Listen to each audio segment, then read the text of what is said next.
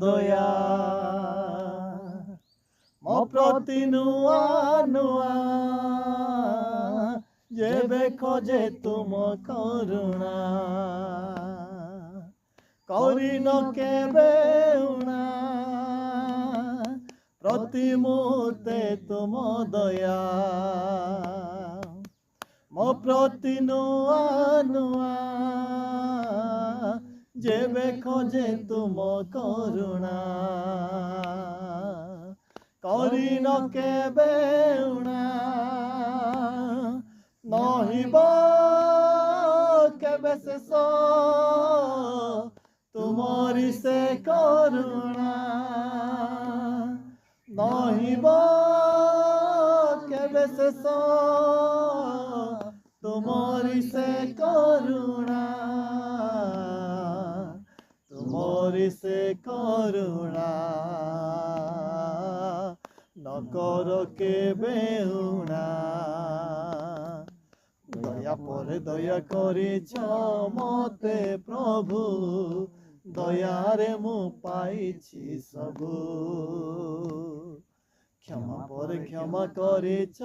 मते जीशु क्षमारे मु लभिछि सबु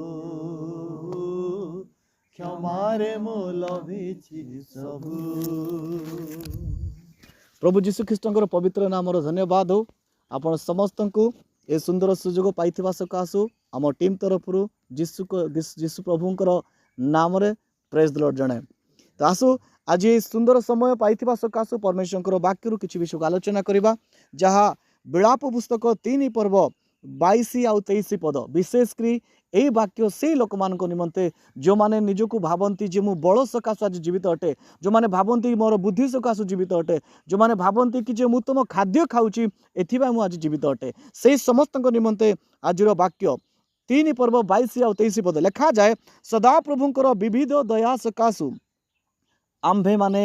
विनष्ट हे नाहु कौन सी विटामिन खाद्य सकाशु नुहे किंबा कौन सी बलवान जिम सकाशु नुहे कि बाइबल लिखा जाए विविध दया सकाशु आमे माने विनष्ट हे नाहु कारण ताहांकर करुणा शेष हुए नहीं से सबु प्रति प्रभात नूतन तुम्भर विश्वस्तता महत अटे। प्रभुंकर विशेष धन्यवाद हो आमानकर ई स्वर्गीय पिता आमानकर से उद्धारकर्ता से कहते ताहांकर विविध दया सकाशु आंभे माने आज जीवित मानक मध्य गणना करा जायछु। अनेक लोक भावती कि से उत्तम खाद्य खाऊछन्ते एथिमा से माने जीवित अटंती सेमानक पाखरे बॉडीगार्ड अछन्ती एथिमा से माने जीवित अटंती सेमानक पाखरे उत्तम सिक्युरिटी गार्ड अछन्ती एथिमा से माने जीवित अटंती सेमानक पाखरे भलो प्रोटीन खाद्य अछि टंका अछि भलो घर अछि एथिमा से माने जीवित अटंती किंतु प्रकृति रे ए प्रयास सत्य नुहे जो माने भी आज ए प्रकार विचार कर दया ईश्वर से सत्य वाक्य को ग्रहण करूँ कारण वाक्य कहे कि जे कौन सी बड़ सकाशु नुहे परंतु प्रभुंकर विविध दया सकाशु आज आम जीवित मानक मध्य गणा जाइछु। तेबे प्रभु आमान को कहीं ए दया दे अच्छी कहीं आमान प्रति करुणा कर आउ जो करुणा केबे मध्य समाप्त हुए ना आज्ञा केवल गोटे विषय पाए ताहा होची एही दया रे एही अनुग्रह रे एही करुणार समय रे आम समस्त को प्रभु ए प्रकार कथा कहया चाहती यह आमान को ठारू चाहती ताकि आम समस्ते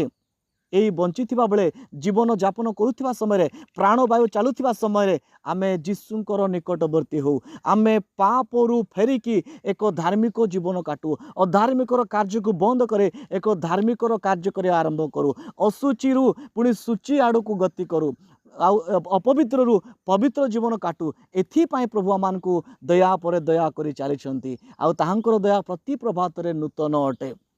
तेबे आज आम यही दया को यही समय को आम कि प्रकार व्यवहार करुचु अपव्यवहार करने प्रभु आमान को मनोनीत करना खराब रे बा इस समय को लग्जरियस या लाभ्यसली विनियोग करने प्रभु आमान को दया करूना केवल ताहांक आड़े ताहांकर निकटवर्ती होगा प्रभु सुजोग दौरान तेणु यही दया को हृदयंगम करूँ यही दयार अर्थ को बुझू मूल्य को बुझू आउ प्रभुंकर निकटवर्ती हो आउ प्रभु जीशुख्रीष्ट प्रतिमूर्ति परिवर्तन होगापी प्रत्येक दिन प्रस्तुत हो आउ निजक प्रभुंक ठारे समर्पण करूँ जिते आम प्रभु जीशुख्रीष्ट ठारे प्रभु जीशुख्रीष्ट निकटवर्ती होगा पुणी ताहांकर प्रतिमूर्ति परिवर्तन होगा धार्मिक होगा पवित्र होगा तेरे जिते जीशुख्रीष्ट आगमन करेंगे आम समस्ते जीशुख्रीष्ट को साक्षात करने यही पृथ्वी उन्नति होगा अर्थात रैप्चर होगा तेणु आसु यही दया को एक मूल्यवान मन करी ସମୟର ସଦ୍ବ୍ୟବହାର କରୁ ଆଉ ନିଜର ଜୀବନକୁ ପରିବର୍ତ୍ତନ କରି ପ୍ରଭୁଙ୍କର ନିକଟବର୍ତ୍ତୀ ହେଉ, ତେବେ ଆମେ ସମସ୍ତେ ଆଶୀର୍ବାଦ ପାଇବା।